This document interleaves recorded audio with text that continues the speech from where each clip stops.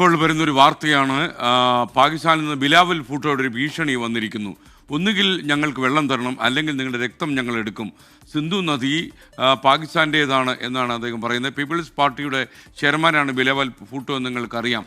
പാക് വിദേശമന്ത്രി ബിലാവൽ ഭൂട്ടോയുടെ പുതിയൊരു പ്രസ്താവന വന്നിട്ടുണ്ട്. ഞാൻ ഈ വിഷയത്തെ പറ്റി ആദ്യം സംസാരിക്കണ്ട എന്ന് കരുതിയതാണ്. അത്ര സെൻസിറ്റീവ് ആയിട്ടുള്ള ഒരു കാര്യമാണ്, നമ്മുടെ രാജ്യത്തിന്റെ ഒരു കാര്യമാണ്. പക്ഷെ ഇപ്പൊ വന്നേക്കുന്ന ഒരു വാർത്ത ഒരു ഭീഷണിയാണ്, നമ്മുടെ രാജ്യത്തിന് നേരെയുള്ള ഒരു ഭീഷണിയാണ്. അതായത് നിങ്ങൾ വെള്ളം തന്നില്ലെങ്കിൽ ചോര നമ്മൾ എടുക്കും എന്നൊരിത്.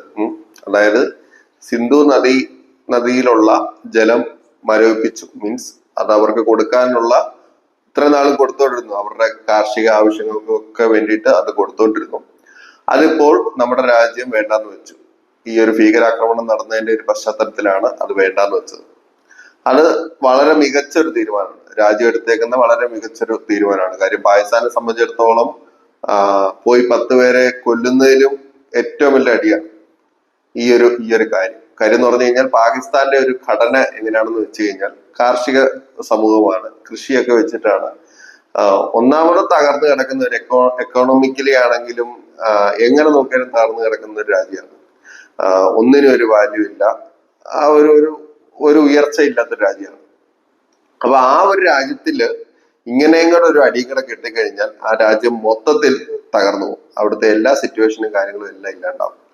ആ ഒരു ടൈമില് ഈ ഒരു വെള്ളത്തിന്റെ ഇതുകൂടെ വന്നു കഴിഞ്ഞാൽ അവർക്ക് കൊടുക്കാവുന്ന ഒരു ഇപ്പം ആണവായുധം നമ്മൾ അങ്ങോട്ട് ഇടുന്നതിനെക്കാട്ടിലും എഫക്റ്റ് ഉണ്ടാവും. ഓക്കെ, അപ്പൊ അതിനെതിരെ അവരിപ്പോ പറഞ്ഞേക്കുന്നത് ആദ്യം നമുക്ക് കേൾക്കുമ്പോൾ ചിരി വരും. കാര്യം പാകിസ്ഥാൻ ജനങ്ങൾ എത്ര പാകിസ്ഥാൻ ജനങ്ങൾ ഉണ്ടോ ആ ജനങ്ങൾക്ക് അനുപാതമായിട്ടാണ് ഇന്ത്യയിൽ ഫോഴ്സ് വന്നിട്ടുള്ളത്. ഇന്ത്യയുടെ ആർമി, BSF, അതേപോലെ അർദ്ധസൈനിക എല്ലാവരോടുള്ള ഫോഴ്സ് പാകിസ്ഥാൻ ജനത എത്ര ഉണ്ടോ അതിനനുപാതമായിട്ടാണ് മേഡ് ചെയ്തേക്കുന്നത്.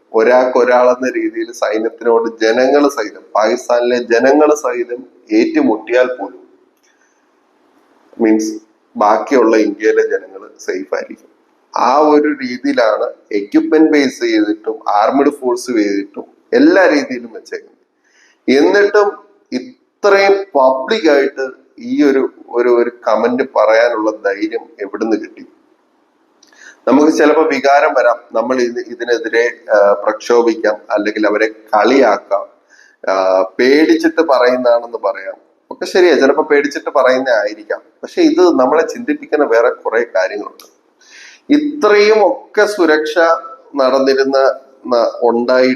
ഇത്രയൊക്കെ ഉണ്ടായിട്ടും അല്ലെങ്കിൽ ഈ രീതിയിലെല്ലാം വെൽ എക്യുപ്ഡ് ആയിട്ടും അവരെ വെച്ച് കമ്പയർ ചെയ്യുമ്പോൾ എല്ലാ തരത്തിലും മുമ്പോട്ടായിട്ട് പോലും നമ്മുടെ രാജ്യത്ത് അവർക്ക് കയറി അറ്റാക്ക് ചെയ്യാൻ പറ്റുന്നു. എന്തുകൊണ്ട് ചിന്തിച്ചിട്ടുണ്ടോ? അപ്പൊ സുരക്ഷാ വീഴ്ച എന്ന രീതിയിൽ നമുക്ക് പറയാം, അങ്ങനെ കുറെ കാര്യങ്ങൾ പറയാം. സുരക്ഷാ വീഴ്ച ഉണ്ടായിരിക്കാം. കാര്യം അതിനെപ്പറ്റി കൂടുതൽ പറഞ്ഞു കഴിഞ്ഞാൽ അതൊരു പൊളിറ്റിക്കൽ സ്റ്റേറ്റ്മെന്റ് ആവും. പക്ഷെ പണ്ട് കോൺഗ്രസ് ഭരിച്ചിരുന്ന കാലത്തും ഇതുണ്ടായിട്ടുണ്ട്. ഇപ്പൊ BJP ഭരിക്കുന്ന ടൈമിലും ഇതുണ്ടായിട്ടുണ്ട്. ഈ 2 ടൈമിലും ഉണ്ടായിട്ടുണ്ട്. ഈ 2 ഗവൺമെന്റും ഇതിന് കാരണക്കാരാണ്. തന്നെയാണ്. അവരുടെ അപ്പോഴത്തെ ആ ഒരു ഡിഫൻസീവ് മെക്കാനിസം അല്ലെങ്കിൽ ആ ഡിഫൻസീവ് മെക്കാനിസം ആക്ട് ചെയ്ത രീതി, അതിന് അങ്ങനെ കുറെ കാര്യങ്ങളുണ്ട്. നമ്മുടെ രാജ്യത്ത് ഒറ്റുകാര് ഉണ്ടെങ്കിൽ മാത്രമേ ഇത് സംഭവിക്കുള്ളൂ. കാര്യം അവർക്ക് ഇങ്ങോട്ട് ട്രാൻസ്പോർട്ട് ചെയ്യാനും അവർക്ക് ഇവിടെ ധൈര്യമായിട്ട് വന്ന് അറ്റാക്ക് ചെയ്യാനുമുള്ള ഒരു സ്ഥിതി, ഒരു കാര്യം ഇവിടെ ഒരുക്കി വെച്ചിട്ടുണ്ട്. അല്ലെങ്കിൽ അതിനുള്ള ഹെൽപ്പ് ഇവിടുന്ന് കിട്ടുന്നുണ്ട്.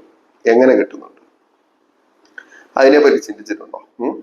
അതായത് നമ്മുടെ നാട്ടിലുള്ള ഇപ്പൊ 130 കോടി ജനങ്ങളിൽ 120 കോടിയോളം ജനങ്ങള് ഈ ദേശീയതയിലും അതേപോലെ തന്നെ രാജ്യത്തിനോടും അഖണ്ഡതയും സ്നേഹവും കാര്യങ്ങളും എല്ലാം കാണിച്ചാലും ആ ബാക്കിയുള്ള 10 കോടി പോട്ടെ, അതിനകത്തിൽ ഒരാള് മതി ഈ സമാധാനാന്തരീക്ഷവും ഈ ഒരു കാര്യവും നശിപ്പിക്കാൻ.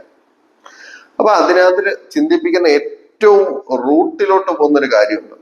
അതെന്താണെന്ന് ചോദിച്ചു കഴിഞ്ഞാല്, മനുഷ്യന് അല്ലെങ്കിൽ നമ്മുടെ നാട്ടിൽ ജനിക്കുന്ന, ഇന്ത്യയിൽ ജനിക്കുന്ന ഒരാൾക്ക് രാജ്യത്തിനോടുള്ള സ്നേഹം ജനിക്കുമ്പോ തൊട്ട് വളർത്തുന്നില്ല. അതാണ് ഏറ്റവും വലിയൊരു കാര്യം. രാജ്യത്തിനോട് സ്നേഹം തോന്നുന്ന ഒരാൾക്ക്, മനുഷ്യനോട് സ്നേഹം തോന്നുന്ന ഒരാൾക്ക് ഒരിക്കലും ഇത് ചെയ്യാൻ പറ്റത്തില്ല.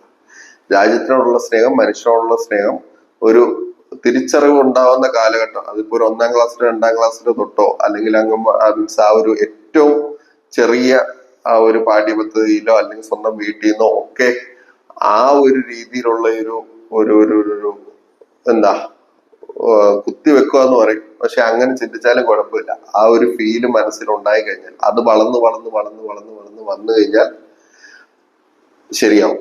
അതായത് എങ്കിൽ മാത്രമേ നമുക്ക് നമ്മുടെ രാജ്യത്തിനോട് ഒരു അഖണ്ഡതയും ഒരു സ്നേഹവും തോന്നുള്ളൂ. അപ്പൊ നമുക്ക് ഇങ്ങനെ രാജ്യത്തിനെതിരായിട്ട് ചിന്തിക്കാൻ പറ്റത്തില്ല. പിന്നെ മതാടിസ്ഥാനത്തിലുള്ള ഒരുപാട് രാജ്യങ്ങളുണ്ട്.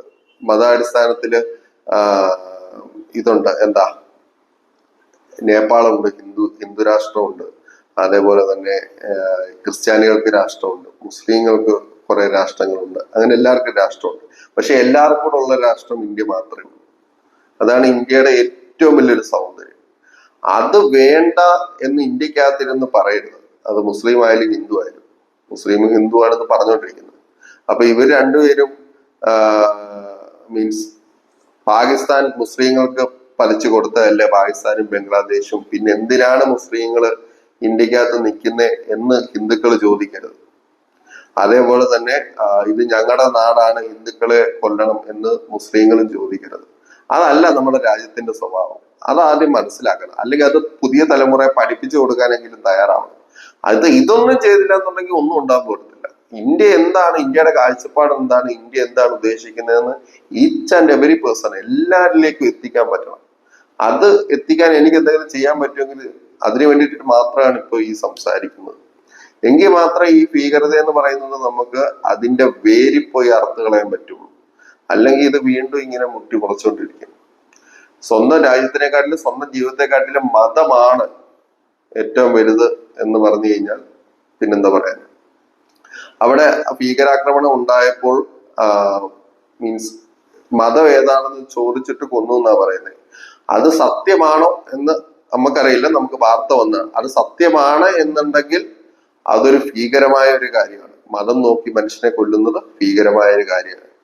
ഇനി അത് സത്യമല്ല എങ്കിൽ അത് അതിനേക്കാട്ടിൽ ഭീകരമായ ഒരു കാര്യമാണ്. കാര്യം ഇത്രയും വലിയൊരു കൊലപാതകം നടന്നിട്ട് അതിനെ ഉപയോഗിച്ചു എന്ന രീതിയിൽ പറയേണ്ടി വരും.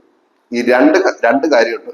അതായത് ഒന്ന്, ഇത് സത്യമാണ് എന്നുണ്ടെങ്കിൽ അത് ഏറ്റവും മോശമായ ഒരു കാര്യം, മതം വെച്ചിട്ട് ആൾക്കാരെ കൊല്ലുന്നു.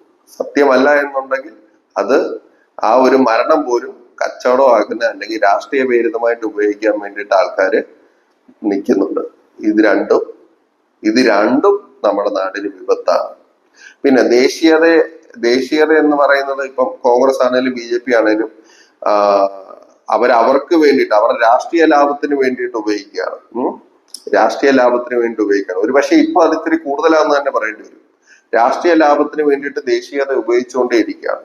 അപ്പൊ അങ്ങനെ ഉപയോഗിക്കുമ്പം അതൊരിക്കലും രാജ്യത്തിനോടല്ല, ആ ഒരു രാഷ്ട്രീയത്തിനോടായിരിക്കും ഒരു ഒരു മതിപ്പുണ്ടാക്കുന്നത്. അപ്പൊ ഇതിനെതിരെ സപ്പോർട്ട് ചെയ്ത് സംസാരിക്കുന്ന, ഈ ഒരു ആക്രമണത്തിനെതിരെ സപ്പോർട്ട് ചെയ്ത് സംസാരിക്കുന്നവർ നമ്മളെ ഇന്ത്യക്കകത്ത് തന്നെ ഉണ്ട്. ഇതിനും രണ്ട് പക്ഷമാണ് നമ്മുടെ ഇന്ത്യക്കകത്ത്. അതായത് ഇപ്പം പല ഇതിന്റെ കമന്റിൽ, ഇപ്പൊ ഇതിന്റെ തന്നെ കമന്റ് വരുന്നത് ചിലപ്പോൾ ഒരുപക്ഷെ നമ്മളെ ജിഹാദിയാക്കും, അല്ലെങ്കിൽ അങ്ങനെ പല പല വേർഡുകൾ ഉപയോഗിച്ചാക്കും. പക്ഷെ ഈ പറയുന്ന ദേശീയത എന്ന് പറയുന്ന ഒരു പോയിന്റ് ഉണ്ടല്ലോ, അല്ലെങ്കിൽ രാജ്യത്തിനോട് ഒരു ബാധ്യത ഉണ്ടാവണം എന്നുള്ള കാര്യം ആരും സംസാരിക്കുന്നില്ല. ഒരു വീഡിയോയിലോ ആരും ഇതിനെപ്പറ്റി പറയുന്നോ അല്ല ഒരു സ്റ്റേറ്റ്മെന്റ് ഉണ്ടാവുന്നോ ഒന്നും ഞാൻ കണ്ടില്ല. അതുകൊണ്ടാണ് ഞാനിത് പറയാമെന്ന് കരുതിയത്. പിന്നെ പാകിസ്ഥാൻ തകർന്നുകൊണ്ടിരിക്കുകയാണ്. പാകിസ്ഥാൻ എത്ര തകർന്നാലും പാകിസ്ഥാന്റെ ഒരു സ്വഭാവം എന്ന് പറഞ്ഞു കഴിഞ്ഞാൽ അവരവരുടെ വരുന്ന തലമുറയിൽ കൃത്യമായിട്ട് അവരുടെ ദേശീയത അവർ കുത്തിവെക്കുന്നുണ്ട്. പാകിസ്ഥാനിൽ നല്ലൊരു ജനതയുണ്ട്, ഇതൊന്നും ചെയ്യരുത് അല്ല ഇങ്ങനൊന്നും ആവരുതെന്ന് പറഞ്ഞ് ജീവിക്കുന്ന നല്ലൊരു ജനതയുണ്ട്. പക്ഷെ നല്ലൊരു വിഭാഗത്തിന്റെ ഇടയ്ക്ക് അവർ ആ ദേശീയത കുത്തിവെക്കുന്നുണ്ട്. അവരുടെ ദേശത്തിന്, അതായത് ഹിന്ദുക്കളെ കൊല്ലണം, ഹിന്ദുക്കളല്ല, അത് നമ്മളെ ഇവിടുന്ന് പാലായനം ചെയ്യിപ്പിച്ചാണ്, അത് നമ്മുടെ സ്ഥലമാണെന്നൊക്കെ പറഞ്ഞുകൊണ്ട് കുത്തി വെക്കുന്നുണ്ട്. ആ കുത്തി വെക്കുന്ന അവിടെ വർക്കൗട്ട് ആവുന്നതുകൊണ്ടാണ് ഇടയ്ക്ക് അവന്മാര് ഒന്നിങ്ങനെ പൊട്ടിച്ചിട്ട് പോകുന്നത്. അതേസമയം ഇവിടെ ഒരു അടി കിട്ടിക്കഴിഞ്ഞാൽ ഇങ്ങോട്ട് ആരെങ്കിലും വന്ന് അടിച്ചാൽ ഞാൻ തിരിച്ചടിക്കാം എന്നൊരു മൈൻഡ് സെറ്റാണ്. പക്ഷെ ഇത്രയും 130 കോടി ആൾക്കാരെ കമ്പോസ് ചെയ്യുന്ന ഈ രാജ്യത്തിലോട്ട്, ഈ 130 കോടി ആൾക്കാരിലോട്ട് ഈ ഒരു തോട്ട് കൃത്യമായിട്ട് എത്തിക്കാൻ നമ്മുടെ ഗവൺമെന്റോ നമ്മുടെ ആൾക്കാരോ ഒന്നും ചെയ്യുന്നില്ല. നമ്മുടെ വീട്ടിലുള്ള പേരൻസോ അല്ലെങ്കിൽ കുടുംബാംഗങ്ങളോ ഒന്നും ചെയ്യുന്നില്ല. അവരത് കൃത്യമായിട്ട് എക്സിക്യൂട്ട് ചെയ്യുന്നുണ്ട്. അവർക്ക് ഇനി നാളെ എത്ര ദാരിദ്ര്യമാണെങ്കിലും അവർക്ക് ഏറ്റവും വലുത്, അത് ശരിയോ തെറ്റോ എന്നല്ല, അവര് പക്ഷെ ഒരു ആശയം അവിടെ കൊടുക്കുന്നുണ്ട്. പക്ഷെ നമ്മളത് ആശയം കൊടുക്കുന്നില്ല. ഇപ്പൊ ഉള്ളവർക്ക് ഈ നാട് വിട്ടു പോകണമെന്നേ ഉള്ളൂ. അല്ലാതെ ഈ നാടിനോട് ഒരു സ്നേഹമോ ഒരു ബാധ്യതയും ഇല്ല. ആ ഒരു തലമുറ ഇവിടെ കൂടുകയാണ്. ആ ഒരു തലമുറ ഇവിടെ കൂടുന്തോറും ഇവിടെ ഇനിയും ഒന്നെങ്കിൽ ഹിന്ദുസ് എന്ന് പറയുന്നത് വളരും, അല്ലെങ്കിൽ ആ ഒരു കാസ്റ്റിലുള്ള ആൾക്കാർ നിൽക്കും. ബാക്കിയുള്ളവരെല്ലാം ഒന്നെങ്കിൽ ഇവിടുന്ന് പോകും, അല്ലെങ്കിൽ അങ്ങോട്ടും ഇങ്ങോട്ടും തമ്മിച്ചതിൽ ചാവും. ഈ ഒരു സംഭവമായിരിക്കും ഉണ്ടാകുന്നത്. അതുകൊണ്ട് ഒരു ഇന്ത്യ ഒരു ലോകത്തിലെ ഏറ്റവും വലിയൊരു ആശയം ഇവിടെ നിലനിൽക്കണം എന്ന് നിങ്ങൾ ആഗ്രഹിക്കുന്നുണ്ടെങ്കിൽ ഈ ഒരു ഭീകരതയെ അതിന്റെ അടിവേരിൽ പോയി അടിച്ച് നശിപ്പിക്കണം എന്ന് നിങ്ങൾ ആഗ്രഹിക്കുന്നുണ്ടെങ്കിൽ നിങ്ങൾ ഓരോരുത്തരും തീരുമാനം എടുക്കുക. നിങ്ങളുടെ തലമുറയിലുള്ളവരും നിങ്ങൾ പരസ്പരവും അങ്ങോട്ടും ഇങ്ങോട്ടും ഈ വിഷയം നിങ്ങൾ സംസാരിക്കുക. എല്ലാവരുടെയും മനസ്സിലോട്ട് ദേശീയത എന്ന് പറയുന്ന ആ ഒരു കാര്യം എത്തിക്കുക. ദേശീയത എത്തിക്കുക എന്നുള്ളതാണ് ഭീകരത നശിപ്പിക്കാനുള്ള ഏറ്റവും വലിയൊരിത്. മതത്തിനപ്പുറം രാജ്യമെന്ന വികാരം മനസ്സിലോട്ട് വരണം. ഹിന്ദുവും മുസൽമാനും ക്രിസ്ത്യാനിയും ജൈനും എല്ലാവരും ഒരുമിച്ച് മനുഷ്യരെ പോലെ സ്നേഹിച്ച് ഒറ്റക്കുട കീഴിൽ നിൽക്കുന്ന ആ ഒരു ഇതാണ് മഹാത്മാഗാന്ധിജി വെച്ച ഏറ്റവും വലിയൊരു ആശയം. ആ ആശയം ഉൾക്കൊണ്ട് ജീവിക്കാനും ഹിന്ദു എന്ന മതത്തിന്റെ ആശയവും അത് തന്നെയാണ്. അത് ഉൾക്കൊണ്ട് ജീവിക്കാനും ഇവിടെ ഉള്ളവർ തയ്യാറാണ്.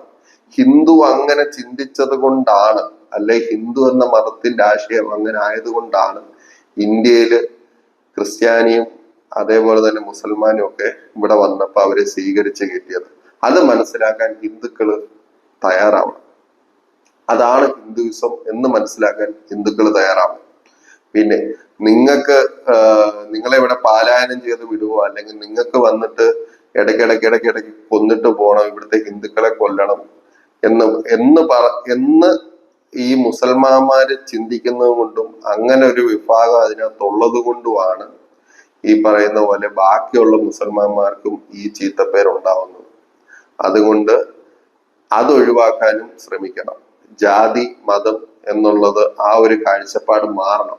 ആ ഒരു കാഴ്ചപ്പാട് മാറി മനുഷ്യനെ സ്നേഹിക്കാൻ പഠിക്കണം. എങ്കിൽ ഈ പറഞ്ഞ യുദ്ധങ്ങളും കാര്യങ്ങളും ഒന്നും ഉണ്ടാവില്ല. പിന്നെ പാകിസ്ഥാൻ ഇപ്പോഴും ആണവായുധം ഉണ്ട്, അതുണ്ട് ഇതുണ്ടെന്നൊക്കെ പറഞ്ഞുകൊണ്ട് ഇങ്ങനെ ചൊടിപ്പിക്കുമ്പോൾ നമ്മൾ അതിനെ ചിരിച്ചു തള്ളരുത്. ഞാൻ ആദ്യം തൊട്ട് അവസാനം പറഞ്ഞ കാര്യം സ്വീകരിക്കുക. പിന്നെ പാകിസ്ഥാൻ ഇതൊന്നും ചെയ്യാൻ പോകുന്നില്ല എന്ന് നമുക്ക് എല്ലാവർക്കും അറിയാം. പക്ഷെ നമ്മൾ കിടന്ന് ഉറങ്ങുന്ന ടൈമിൽ വന്ന് ഇടയ്ക്ക് ഓരോരുത്തരെ ഇങ്ങനെ പൊട്ടിച്ചിട്ട് പോകും. അത് നടക്കും. അത് ഇല്ലാതാക്കണം. അല്ലാതെ വേറൊന്നും പാകിസ്ഥാനെ കൊണ്ട് ചെയ്യാൻ പറ്റത്തില്ല. അത് യാഥാർത്ഥ്യം തന്നെയാണ്. അവര് നമ്മളെ ചൊടിപ്പിക്കുന്നു, ഇത്രയൊക്കെ പറയുന്നു, പോകുന്നു, ഇത്രേ ഉണ്ടാവുള്ളൂ. അവര് വർഷങ്ങളായിട്ട് ചെയ്തുകൊണ്ടിരിക്കുന്ന കാര്യങ്ങൾ ഇതാണ്. പക്ഷെ അവര് ഉദ്ദേശിക്കുന്ന കാര്യം നടക്കുന്നുണ്ട്. അതുകൊണ്ട് ഇന്ത്യക്കാര് ദയവായിട്ട് ഉണരുക, ഇതിനെതിരെ പ്രതികരിക്കുക. ഇതിനൊരു അവസാനം നമുക്ക് ഇനിയും കൊണ്ടുവരണം. ഇപ്പൊ ഇത് കൊണ്ടുവരാൻ പറ്റിയില്ലെന്നുണ്ടെങ്കിൽ രാജ്യം പോകുന്നത് ഏറ്റവും മോശം അവസ്ഥയിലോട്ടായിരിക്കും. കാര്യം ഇവിടെ ചിന്തിക്കുന്ന യൂത്തുകൾ, ചിന്തിക്കുന്ന യുവാക്കൾ, ചിന്തിക്കുന്ന ആ ഒരു സമൂഹം, അല്ലെങ്കിൽ ആ ഒരു പുരോഗമനം വേണമെന്ന് ആഗ്രഹിക്കുന്ന സമൂഹം നമ്മുടെ നാട് വിട്ടു പോയിക്കൊണ്ടേയിരിക്കുകയാണ്. അതുകൊണ്ട് അങ്ങനെ അല്ലാത്ത സമൂഹത്തിന്റെ ആശയമെല്ലാം മതത്തിനെ അടിസ്ഥാനപ്പെടുത്തിയിട്ടായിരിക്കും രാജ്യം നശിക്കും. അതിനകത്ത് ഒരു ഇതുമില്ല. പാകിസ്ഥാൻ ഇപ്പൊ അതം പതിച്ചേക്കുന്നതിനെക്കാട്ടിലും ഏറ്റവും ജീർണിച്ച അവസ്ഥയിലോട്ട് നമ്മുടെ രാജ്യം ഒരു 10 കൊല്ലത്തിനകത്ത് പോകും എന്നുള്ള കാര്യത്തിൽ ഒരു സംശയം വേണ്ട. നിങ്ങൾ എന്നെ കുറ്റപ്പെടുത്തണമെങ്കിൽ കുറ്റപ്പെടുത്തിക്കോ. അതല്ല ഇതൊരു ഒരു സൈറ്റായിട്ട് നിങ്ങൾക്ക് തോന്നുന്നുണ്ടെങ്കിൽ മാത്രം നിങ്ങൾ ഇത് ഷെയർ ചെയ്യുക, അല്ലെങ്കിൽ ചീത്ത വിളിച്ചോളുക. ഒരു കുഴപ്പമില്ല.